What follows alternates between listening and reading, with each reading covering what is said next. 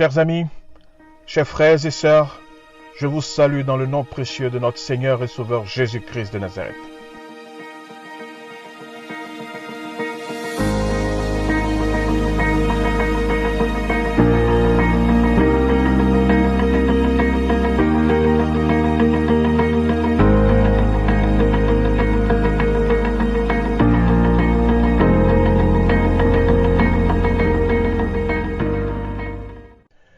Le chrétien face au satanisme. Prions le Seigneur. Notre Père dans les cieux, nous voulons sanctifier ton nom. Nous voulons vivre ton règne de sainteté, de justice et de gloire dans la victoire sur Satan et ses avatars au nom de Jésus-Christ de Nazareth. Nous savons que ignorer Satan ne le rend pas moins dangereux et moins actif autour de nous, bien au contraire. C'est pourquoi, Père, nous venons à toi. Toi qui l'as créé, toi qui le connais, nous venons pour que tu nous instruises sur sa nature, sur son pouvoir et ses limites. Bénis notre entendement dans cette étude. Dirige-nous dans notre compréhension. Oh, donne-nous la victoire présente et future, toi Jéhovah Shabbaoth, le Dieu qui remporte toujours la victoire. Merci de nous assister tout au long de cette nouvelle série. Au nom de Jésus-Christ, ton oint et notre Rédempteur, nous prions. Amen. Le satanisme ou l'adoration du diable existe depuis la nuit des temps. Le phénomène est déjà observé dans les premiers siècles chrétiens. Au Moyen-Âge, avec les cultes noirs et ses rituels orgiaques, le phénomène a focalisé les attentions avec une crainte obsessionnelle du diable. Depuis quelques décennies, le satanisme connaît une recrudescence. Déjà, au XIXe siècle, on découvrait le pouvoir mythique et romantique du diable. Vous vous rappelez le livre de Baudelaire, Les fleurs du mal. Ainsi, depuis quelques années, on parle de néo-satanisme. L'église de Satan, créée à San Francisco, aux États-Unis, le 30 avril 1966, a fait du satanisme une religion ou un culte officiel dans ce pays. Et nous avons même l'église de Satan qui a été créée aussi récemment dans un pays africain. Un an après, en 1967, l'église de Satan attire l'attention des médias en célébrant son premier mariage, dont le certificat de mariage, bien sûr, sera reconnu par les autorités comme les autres certificats de mariage délivrés par les autres cultes judéo-chrétiens. Rappelons au passage que dans de nombreux systèmes juridiques, le mariage civil se déroule en même temps que la cérémonie de mariage religieux. Alors même si les deux sont théoriquement distincts, on célèbre le religieux et le civil ensemble dans plusieurs pays, notamment aux États-Unis, au Royaume-Uni, en Irlande, en Pologne, etc. Donc dans ce type de mariage, le prêtre, le pasteur ou le rabbin ou toute autre autorité religieuse qui officie est un agent public, un agent d'état civil. Le satanisme, pour attirer les jeunes de nos jours, est présenté comme une religion qui ne croit pas en un diable réel et personnel. Et donc le satanisme ne croit en aucun Dieu, disent-ils aux jeunes. Le satanisme ne croit en aucun pouvoir surnaturel. Les jeunes sont ainsi séduits quand on leur présente le satanisme comme l'adoration de l'ego, du pouvoir du soi, de l'autorédemption, comme on l'enseigne chez les néo-gnostiques. Et le credo dans ces milieux, c'est « faites ce que vous voulez ». Ainsi, Satan, en tant que principe de la pensée exaltée, est présenté à ces jeunes. Il est présenté comme une force spirituelle. Et on leur dit que Satan n'est qu'un symbole de fierté, de liberté et d'individualisme. Et la croix à l'envers qu'ils utilisent dans leurs rituels, dans les temples satanistes, représente le renversement des valeurs chrétiennes, d'humilité, de douceur et de service. Cependant, le satanisme a été médiatisé ces dernières années où, dans une certaine période, et peut-être continue encore de l'être, par son lien fréquent avec les crimes et les meurtres rituels, au point de créer l'hystérie et la panique morale. Ceci a mis beaucoup de gens à la merci des angoisses et des distorsions. Cela même a amené beaucoup d'autorités à considérer le satanisme comme dangereux, contre-culturel ou contre-culture. La vidéo que nous partageons vous permet de comprendre certains aspects de cela dans le milieu francophone.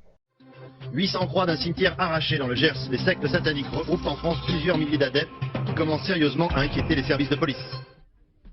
Le phénomène des groupes ou des sectes qui se réclament du satanisme ou de l'adoration du diable commence à inquiéter sérieusement les services de police. En effet, il y a 48 heures à peine, ce sont 800 croix d'un cimetière d'une commune du Gers qui ont été arrachées. Ces groupes sont en général constitués de quelques adolescents en quête d'une forme d'originalité à défaut de personnalité. Il n'en reste pas moins qu'ils peuvent se révéler dangereux. Éric Lemasson, Éric Georges. C'est samedi dernier au petit matin que les gardiens du cimetière de l'île Jourdain dans le Gers ont découvert ce saccage. Pas moins de 800 croix décrochées des pierres tombales. Dans une allée, une carcasse de poulet faisait office de signature diabolique. Hier, 2 jeunes des environs ont été interpellés. Ils ont reconnu être les auteurs de ce pseudo-rituel satanique. On se fait, il y a des fois des sacrifices d'enfants pour rendre grâce à Satan. Il y a beaucoup de choses comme ça. On tue un animal, on verse le sang sur la tête et le reste dans une coupole qu'on met sur l'autel. D'où viennent-ils ces enfants? Les enfants qui sont sacrifiés ne sont pas déclarés ou sont des enfants étrangers. Des enfants nés de viol? Oui, qui n'avaient pas été déclarés, comme des accouchements et qui ont été faits chez les parents, dans des conditions abominables. Et donc, dans la mesure où ils n'étaient pas déclarés, ils étaient sacrifiés? Voilà. Non seulement vous faisiez partie donc, de la secte, mais vous avez participé à ce rituel? Oui. En 1994, j'ai dû sacrifier sous la menace d'une arme avec 2 de mes amis à Jalais, un enfant. Et on a dû toutes les 3 l'assassiner, quoi. Sous la menace d'une arme, si on ne le faisait pas, on serait fait encore plus. Il l'aurait fait avec plus de violence et il nous aurait fait encore plus mal, donc on était obligés de le faire, quoi. Véronique nous a conduits devant l'un des nombreux lieux où se passaient, selon elle, le 21 de chaque mois, des cérémonies sataniques. Alors c'est ici que je suis venue plusieurs fois, notamment je me rappelle bien d'une fois en 1994, où je me suis retrouvée à un rituel satanique où il y a eu un meurtre d'enfant. Et donc on était monté au second. Voilà. Et là il y a une viole, on devait être 5 ou 6 enfants. C'était pas une très grosse réunion. Son incroyable mémoire permet aussi à Véronique de se souvenir d'un coup de téléphone où elle entend parler de la petite Marion Wagon, disparue le 14 novembre 1996.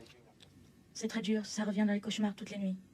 Chaque seconde, quand un enfant crie ou un enfant pleure, même dans la rue, à n'importe quel moment, quand on voit un enfant, on se dit peut-être que maintenant il sera aussi grand que celui-là. Ce 8 août dernier, Jean-Michel Martineau, éleveur à Cluny, est allé nourrir ses juments comme chaque matin. Jade, 14 mois, manquait à l'appel. Il l'a retrouvée sous un arbre. Il y avait des marques de strangulation au niveau de l'encolure, donc on suppose qu'ils l'ont attrapée au lasso et ils ont dû l'arrimer à l'arbre avant de la poignarder, quoi. Ceux qui ont tué Jade lui ont découpé l'oreille droite, l'œil droit et les parties génitales.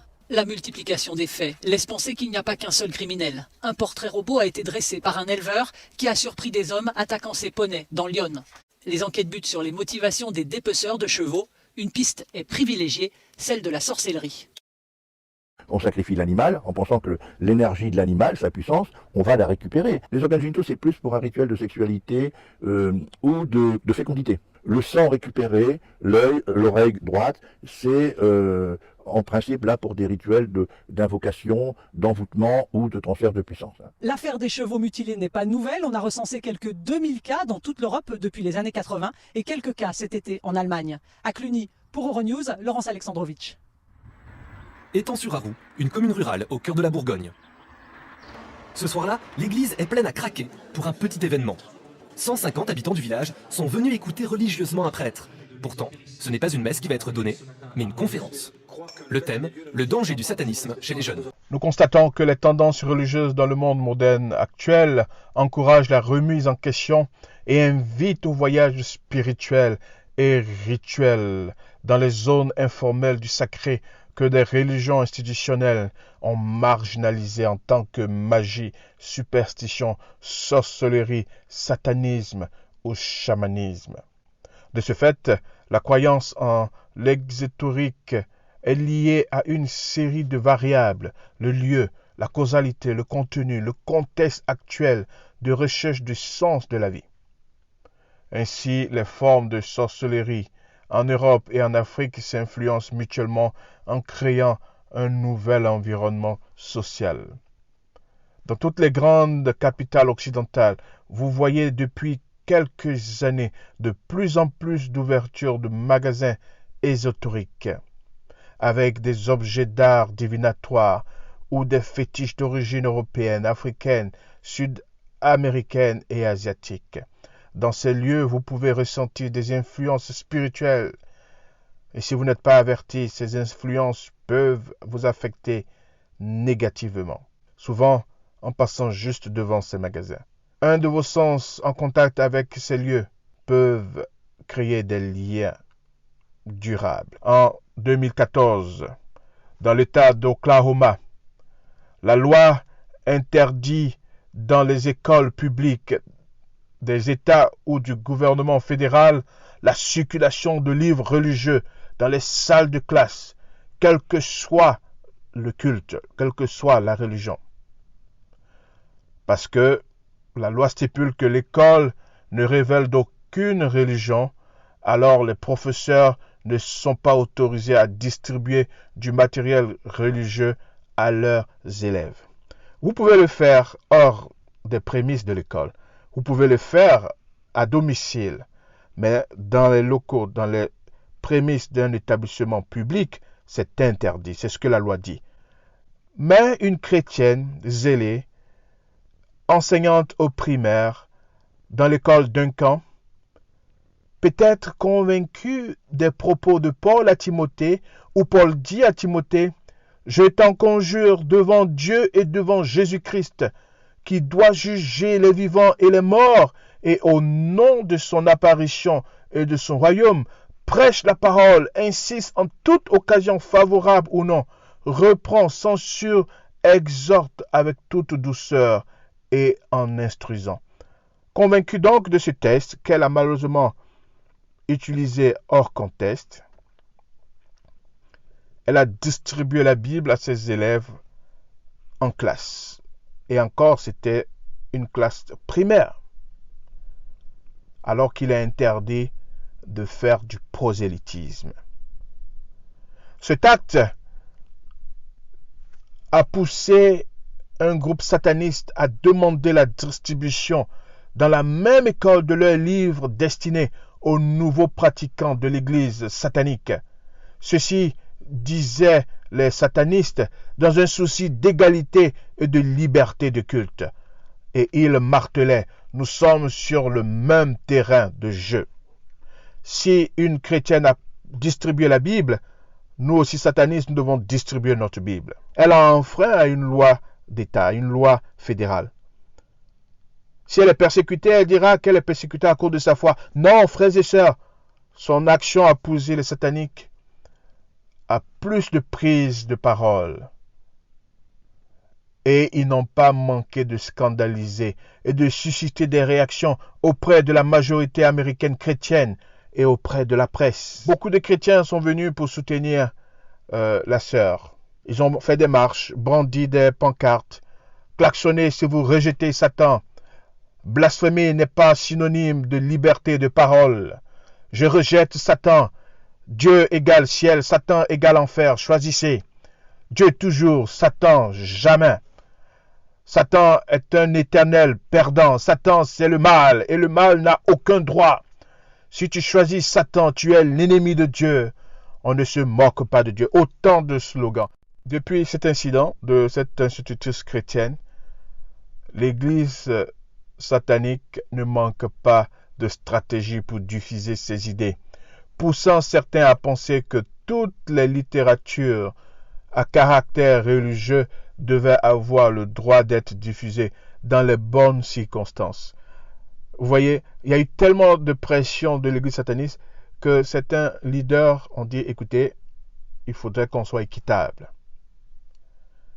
Pour ces voix, il ne faut pas encourager ou décourager les croyances religieuses personnelles des élèves. Et d'après une sociologue, les élans de contestation des chrétiens à l'égard de l'idéologie satanique a contribué à maintenir leur publication papier et à leur donner un succès marketing. En 2014, le temple satanique a utilisé des symboles de Satan pour attirer l'attention sur ce qu'ils considèrent comme l'hypocrisie d'un symbole chrétien sur les biens du gouvernement. Au Capitole, il y a une statue des 10 commandements. Et pendant des années, les groupes sataniques ont demandé qu'une statue massive de Baphomet, un symbole à la tête de chèvre qui représente Satan, soit installée dans le Capitole de l'État d'Oklahoma. Parce que il y avait là les 10 commandements.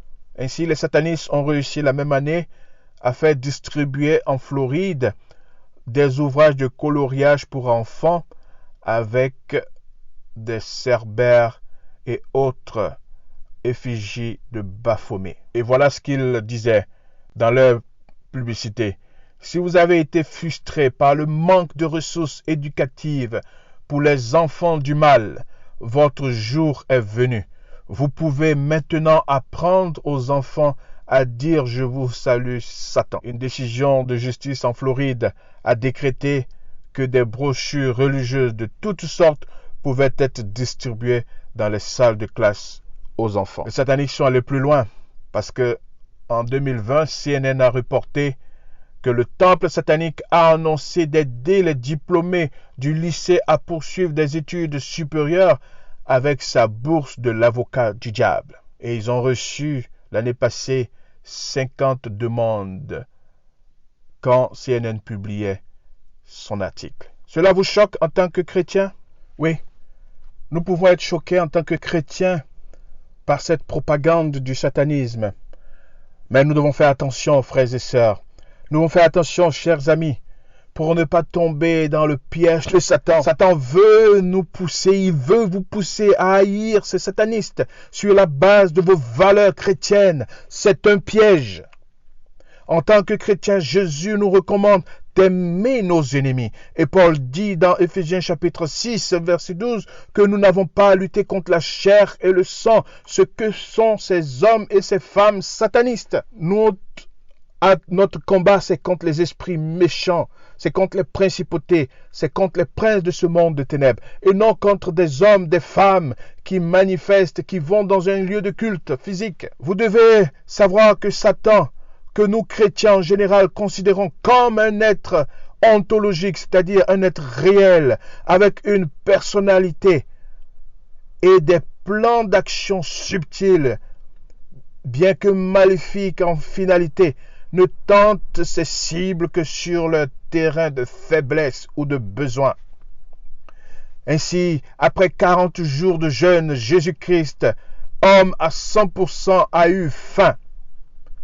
Il utilise donc la faim et joue avec les attributs de Jésus. Si tu es le Fils de Dieu, ordonne à ces pierres de se changer en pain. 40 jours sans manger, sans boire, ça peut donner la folie, ça peut nous faire perdre le contrôle de notre organisme.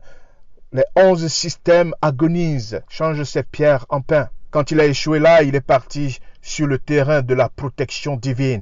Un terrain où il séduit beaucoup de gens, par même des tests, des versets bibliques et des personnes mal affermies dans la connaissance dans ce milieu, dans ce sujet, nous promettent des protections que la Bible ne promet même pas. Il cite dans Matthieu chapitre 4, le verset 6, « Si tu es le Fils de Dieu, jette-toi en bas, car il est écrit, il donnera des ordres à ses anges à ton sujet, et ils te porteront sur les mains, de peur que ton pied ne heurte contre une pierre. » Psaume 91, verset 11 à 12. Satan est en train de citer le psaume 91. Beaucoup de gens vont citer des textes de Paul, des textes de Pierre, de Jacques, mais c'est hors contexte.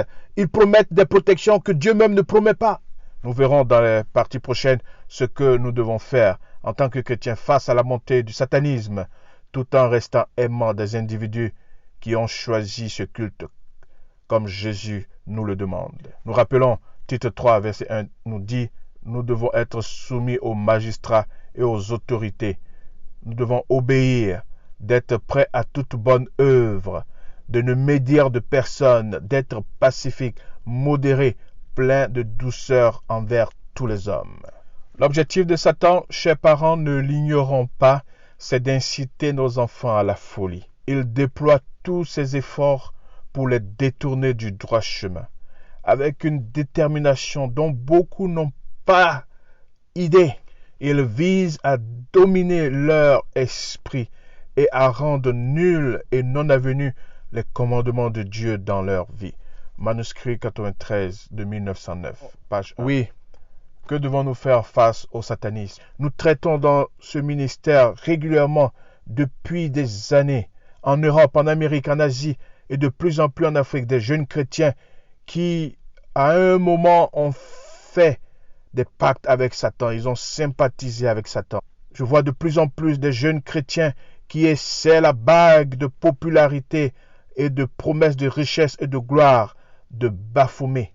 Je vous parlerai d'un cas que j'ai vu en Afrique en début de l'année passée. Oh, frères et sœurs, que vous le voulez ou non, nous allons tous faire face au satanisme d'une manière ou d'une autre dans les quelques années à venir, si ce n'est pas encore le cas pour beaucoup de parents. Que Dieu nous aide. Prions le Seigneur. Père, que tu nous aides à prendre garde, afin que personne ne fasse de nous sa proie par la philosophie ou par de vaines tromperies, s'appuyant sur les traditions des hommes et sur les rudiments du monde, et non sur Jésus-Christ, comme Paul l'a dit dans Colossiens chapitre 2, le verset 8. Aide-nous, Seigneur, à instruire nos jeunes sur les dangers du spiritisme moderne, avec ses manières et ses enseignements plaisants et fascinants. Arme-nous contre la séduction de l'ennemi sous toutes ses formes. Ne laisse pas la foi de nos jeunes s'altérer et même s'évanouir. Ô Père, nous mettons sous le sang précieux de l'agneau qui nous donne la victoire. Que personne ne perde sa récompense céleste, qu'aucun chrétien ne perde son salut à cause de philosophies séduisantes. Donne-nous l'humilité dans l'obéissance à tes préceptes et donne-nous la victoire sur Satan et ses suppôts, même quand ils seront déguisés en anges de lumière. Ô Seigneur, écoute ce cri, écoute cette prière. Au nom de Jésus-Christ, notre Seigneur et Sauveur. Amen.